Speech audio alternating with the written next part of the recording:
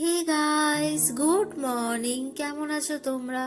সকাল সকাল এখানে স্নান টান করে পুরো রেডি হয়ে বসে আছি একটুখানি ভিটামিন ডি নিতে। তোমাদেরকে আমি আগেও বলেছি যে রোদ আমার খুব একটা পছন্দ নয়, কিন্তু ভিটামিন ডিটা শরীরে মেনটেন রাখার জন্য একটুখানি রোদ খেতেই হবে, কিছু করার নেই।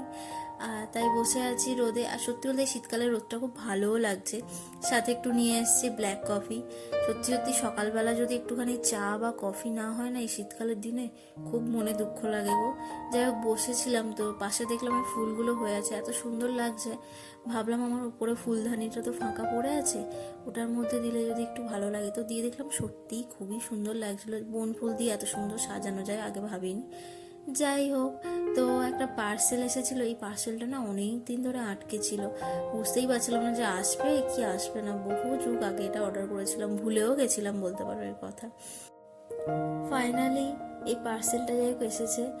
আর এই পার্সেলটা অ্যাকচুয়ালি হচ্ছে মলম, গোড়ালির মলম। আমার পা না এই শীতকালে প্রচণ্ড ফাটে। আর আমি কদিন আগে একটু ঘুরতে গেছিলাম, যার জন্য যত্ন হয়নি শরীরে, তো হয়েছে একটু পাটা ভীষণ ফেটেছিল। এই মলমটা সত্যিই খুব ভালো, আমি ব্যবহার করেছি এবং আমি আরও 4টে অর্ডার করে নিয়েছি, কারণ এতটাই ভালো। এটার বড় টিউবটা পাইনি, যার জন্য এই ছোট টিউবটাই আমাকে নিতে হয়েছে।